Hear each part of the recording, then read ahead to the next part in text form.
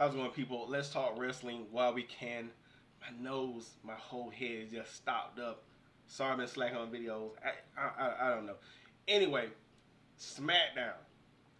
We got more continuation in the Bloodline saga. This time with main event Jey Uso. So first segment is Paul Heyman solo and Jey Uso in the ring.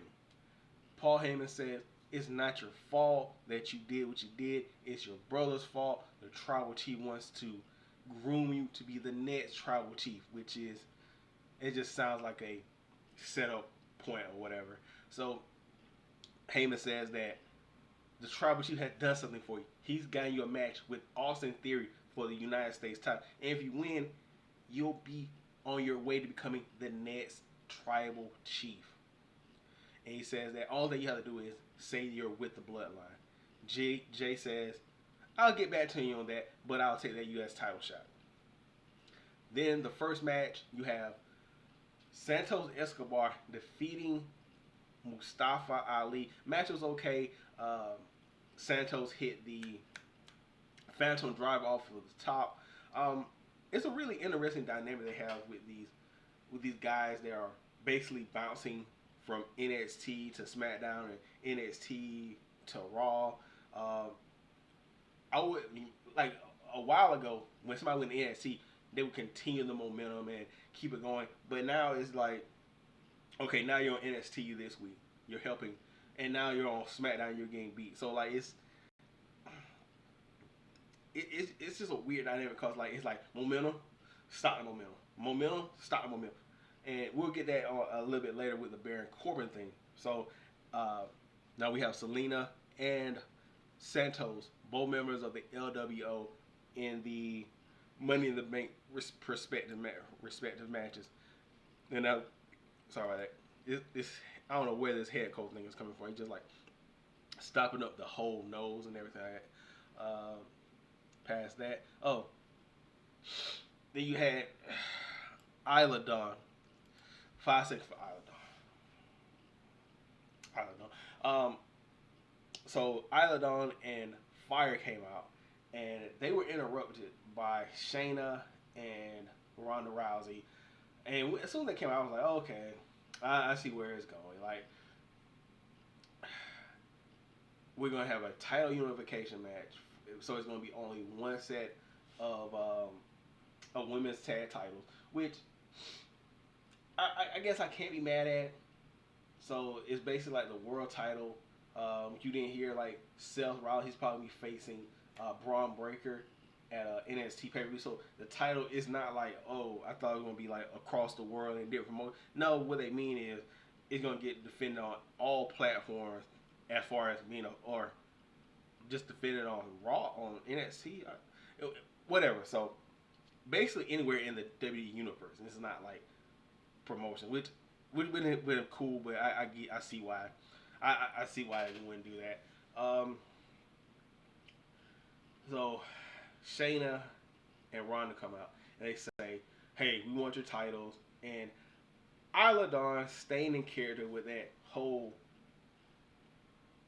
mystic, goth, goofy, creepy thing, is staring at these two legitimate badasses and still like talking to the title, talking to them, cut the whole promo, and then they attack Ronda and Shayna. Shayna and Rousey turn it around, and then they turn it back around. They drive Ronda and Shayna out of the ring, and Ronda's holding back Shayna, saying, "Hey, don't hurt them because they'll be at home hurt, and we won't be able to get the titles or whatever." So, I don't know. I don't know who should really win that title unification match because, really, to be honest, Ronda and Shayna, except with Shayna, I think Shayna still has really untapped potential. Baszler, Ronda winning the titles it's like having a cake with icing and then coming over and just putting like fruits on it. It's like, yeah, it's good. Yeah, you improved it a little bit, but how much really do you improve a strawberry cake by putting strawberries on top of the cake? So I think Isla Dawn and Alba Fire just needed more because we barely, unless you follow them in NXT like I did, you barely know anything about them. How do they form? What's their finisher? So them losing, would it be their like second match on SmackDown? That would be just like a waste. Like you could have just left those in NXT for like women who will still be in NXT and do something with the titles. But I guess they just want to have one set of titles. It is what it is. Uh, Bailey defeated Mia Yim, and they are doing Mia Yim dirty.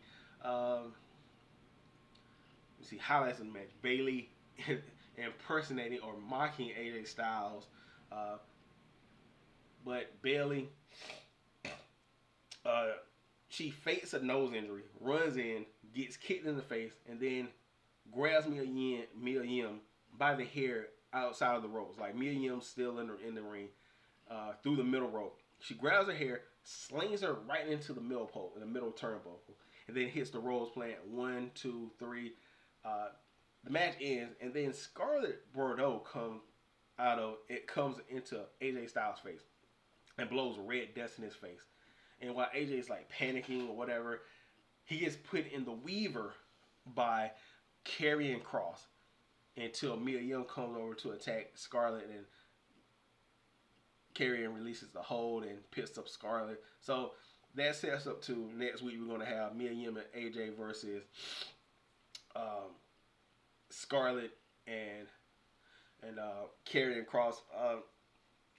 I want to say this is a waste of both of the guys' talent, but that what's understood doesn't need to be said. So yeah, you had Asuka getting the new title. Asuka coming out all designer down. She's a really interesting champion. I love Asuka, but her not having a English manager, it sometimes takes away from how good Asuka is, because how can I say this like respect? Her talking her native language and screaming and yelling, oh god, it's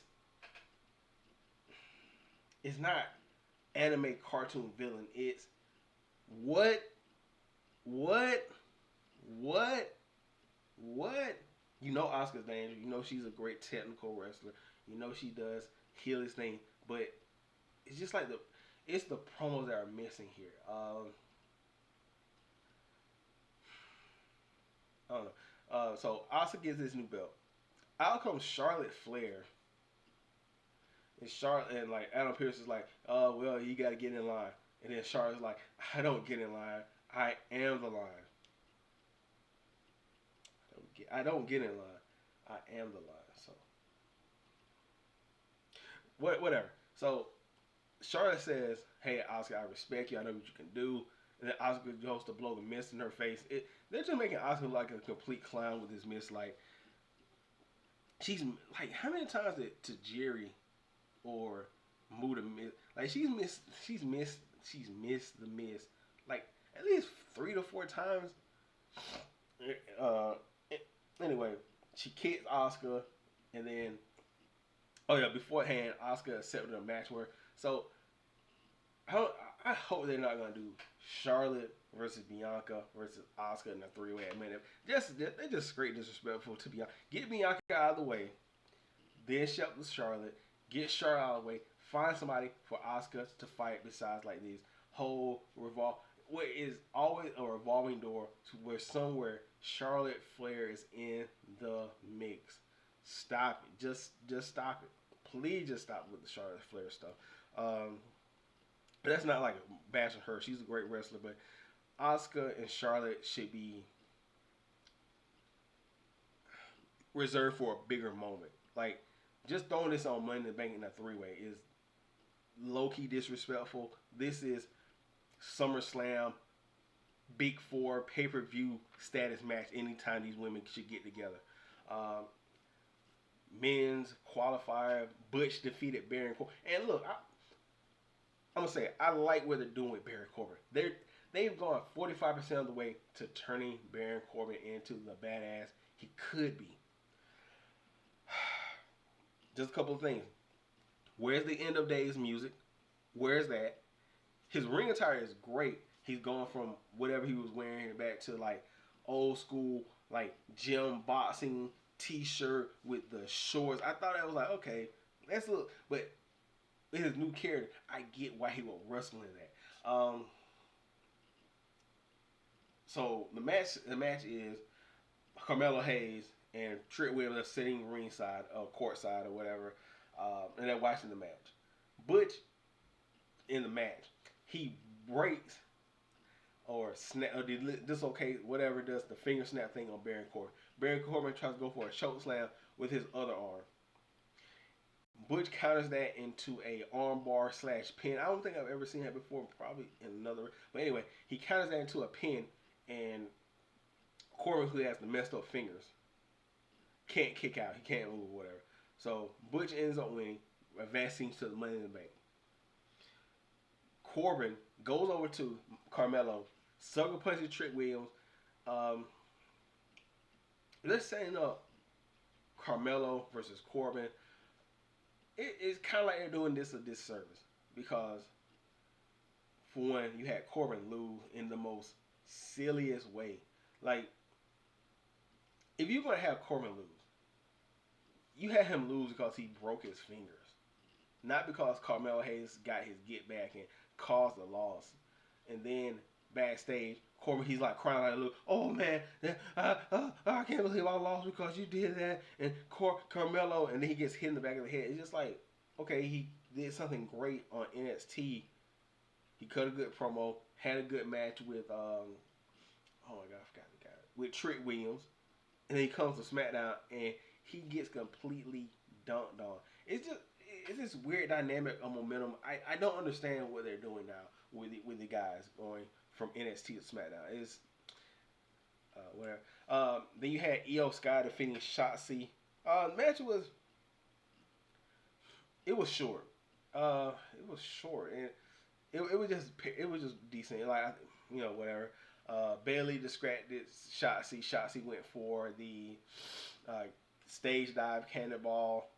She missed. Io Sky hit the moonsault. So Io Sky and Bailey are both in the Money in the Bank. I wonder what's going to happen here. I wonder if these two ladies are going to come to some kind of disagreement over this world heavyweight title opportunity. I wonder if they will.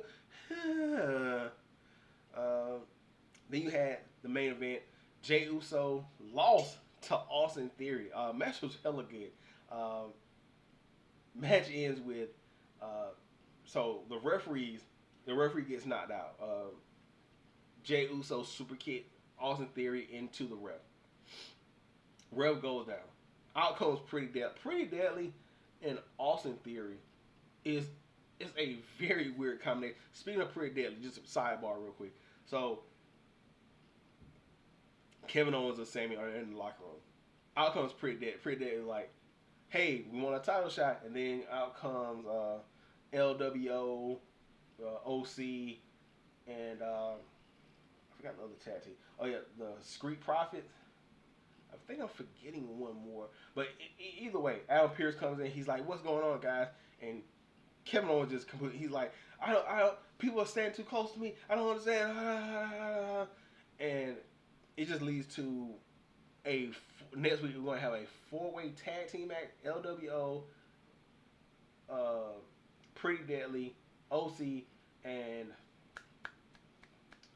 the Street Profits to see who's going to face Kevin Owens and Sami Zayn at the next pay-per-view. So, but still, Pretty Deadly and Austin Theory. Very, very, very weird combination. I'm here for it though. So, Pretty Deadly, they go to attack Jey. Jimmy comes out, runs off Pretty Deadly. Out comes Solo Sikoa. Solo Sikoa attacks Jimmy. And right before he goes to hit the spike on Jimmy, Jey blocks it. Solo Sikoa like scrubs him off like, bro, get out of here. And Jimmy goes for a super kick, but instead super kicks Jey and him and Solo exit the ring. He throws Solo out, and then he dives on Solo. Austin Theory gets back in and steals another victory. Um, it's kind of like he's a Austin Theory is a heel that wins by the skin of his teeth, and he's okay with that. As long as whatever he needs to do for the win, it doesn't matter. Then he brags about it. So overall, as far as advancing the Bloodline storyline, it did keep it kind of interesting. Um, we set up some matches or set up the people for the Money in the Bank spots. You got LA Knight, Santos, Butch, Shinsuke, and I think Ricochet. I forgot who was the other person. But anyway, um, it looks like a pretty diverse field on both sides of the men's and women's for the Money in the Bank, and also you got some storylines intertwined in between it. So this should be a good Money in the Bank. So I'm gonna just keep watching. I'm gonna go ahead and watch Against All Odds because there was something that happened in the main event that I kind of want to talk about. And anyway, I'm gonna catch you guys later. And yeah, peace out.